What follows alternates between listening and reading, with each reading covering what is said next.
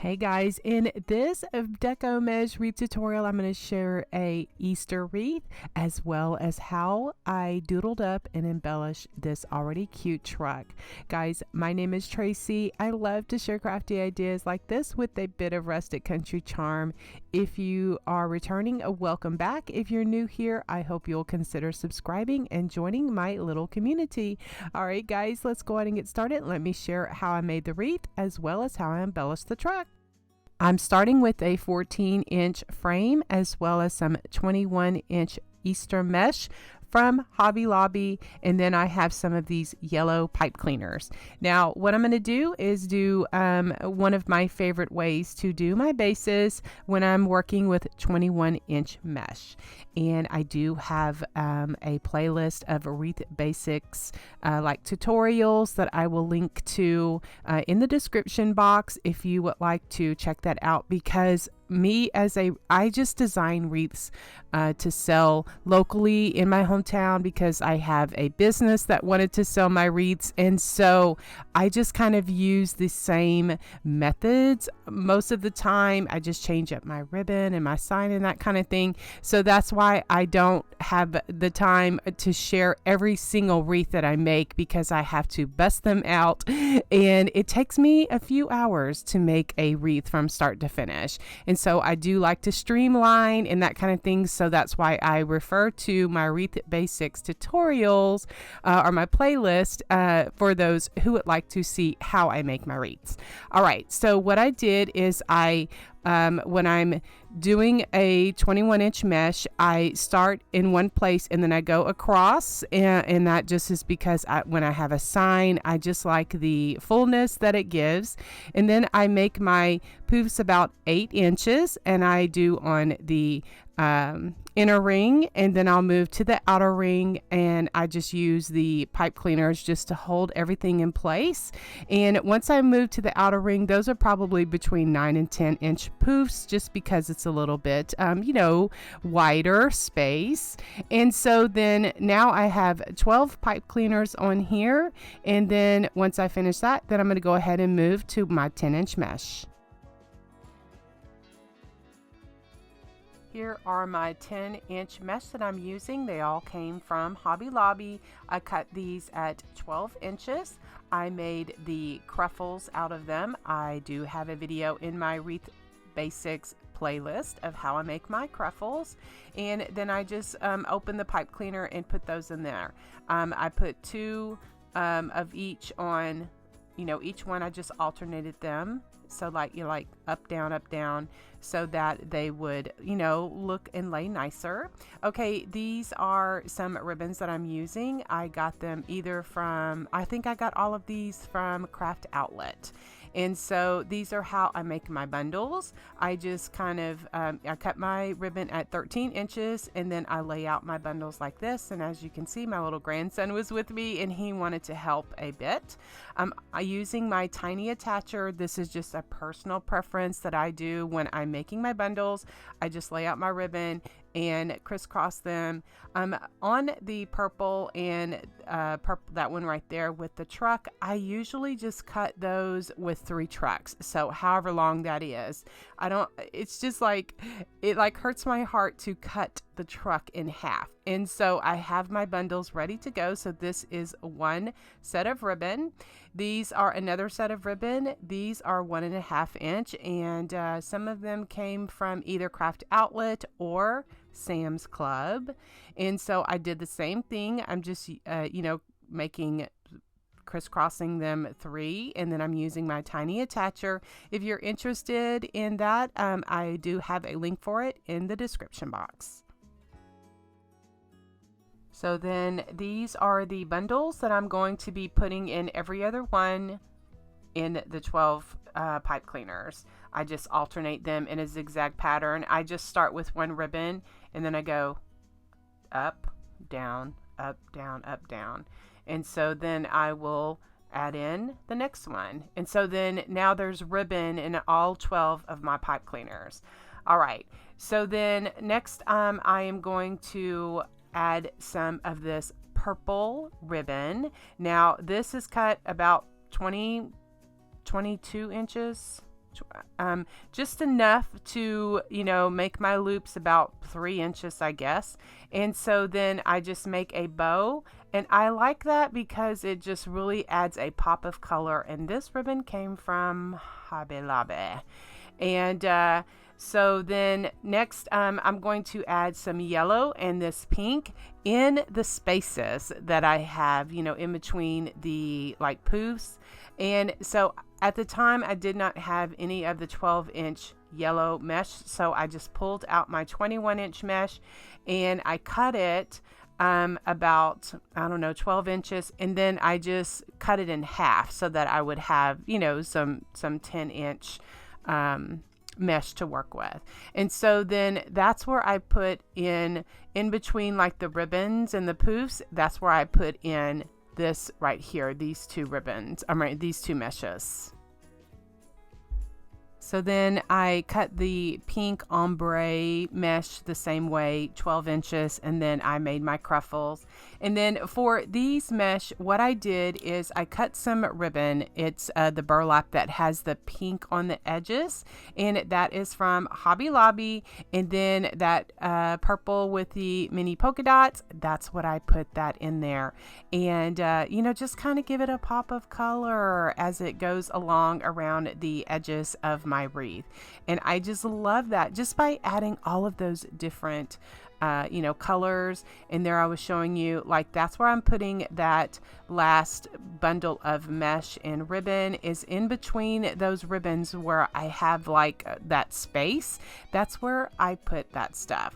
And so this right here, this is the pink, the burlap with the pink edges, and that is what I put in those spaces. And so then now what I'm using here is, you know, because I have these pipe cleaners on and because it's Easter, I decided to leave these pipe cleaners on and use my curling out iron tool that a sweet friend and follower sent to me. Miss Jan Blackwell sent these to me. There's like 4 different sizes, and it's just, you just stick the little pipe cleaner in there and it curls so nicely. I do have a link in the description box below if you would like to check out where you can get some of these as well. But I just curl the pipe cleaners and make them part of the wreath decoration.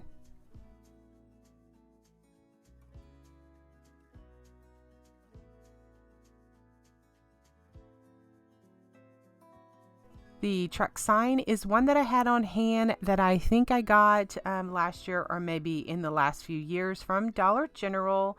And so I wanted to embellish it a bit more, kind of enhance the things, just bring out, just do some doodling. So I have my vintage photo ink, and I'm just going around the edges in between, you know, around the edge of the sign, and then I will use a Q-tip to go in between, like where, like the sign where the bunny and the carrots, and it, you know, to enhance the design of the truck and the tailgate and stuff, because I can get in there very closely.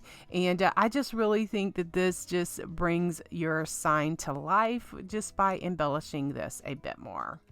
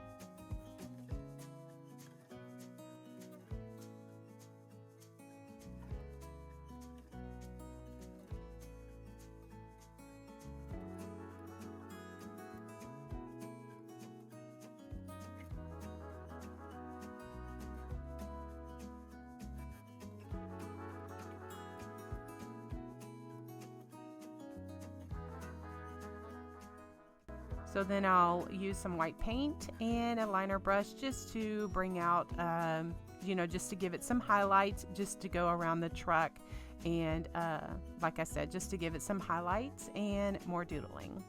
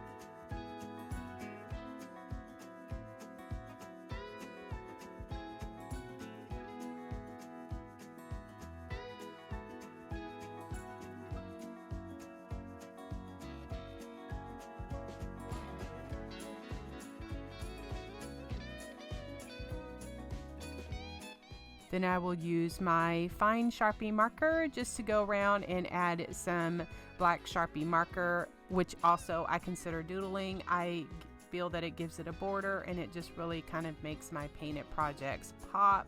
Even though I did not paint this, I embellished it to my liking, and it just really kind of brings out whatever the painted things that are on there.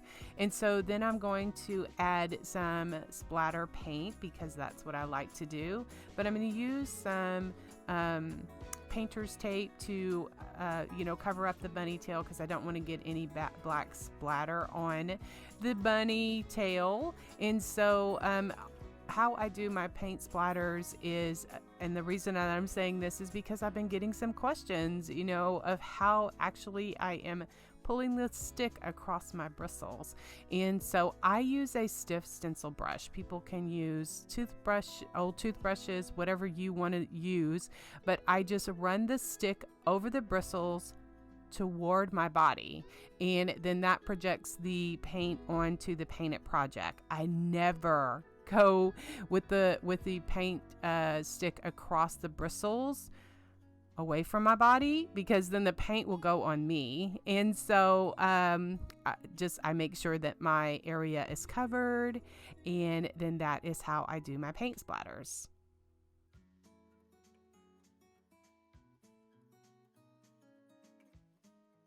Since I have this ink, just this distress ink on there, I need to seal it so that in case the sign were to get wet, it will not smear.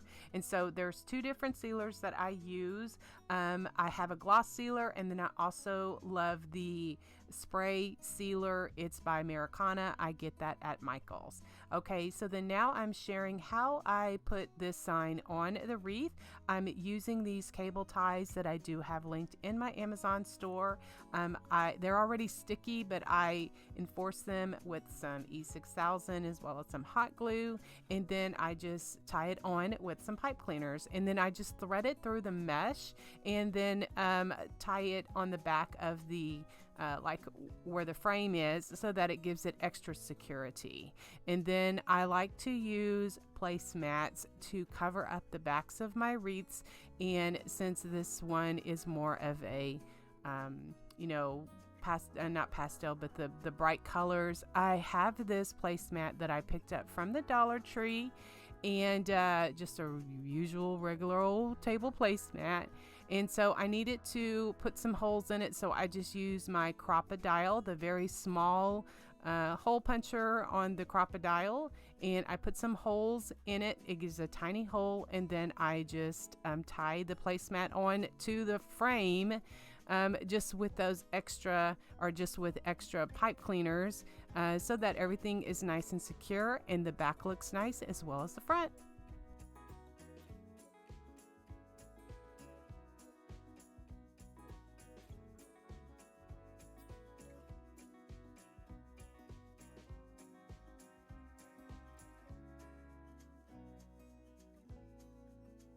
To make a little bow for the top of my truck, I'm using these ribbons. They're cut maybe 5 or 6 inches. I'm also using some sisal twine because that is very rustic to me. And so I just had the sisal twine that I got from Hobby Lobby, and I just did about 3 different loops, and then I just cut off a piece of the sisal twine to tie it in the middle, and everything kind of blends together. And so then just to make my bow, I just kind of cross them, and I put the 2.5 inch on the bottom, and then the 1.5 inch, I layer them like that so that they look nice. And then I will secure everything with a pipe cleaner because that gives me the stronger hold. Some people do it with wire, some people do it with jute, whatever you're more comfortable with, but pipe cleaners are the best thing for me. And then I will just glue that right in the top of my truck, and then I just use one of the clamps to hold it. I did put some E6000 so that it would give a stronger hold, as well as some hot glue, and so that's why I put that clamp on there so that it has time to dry, and we're good to go.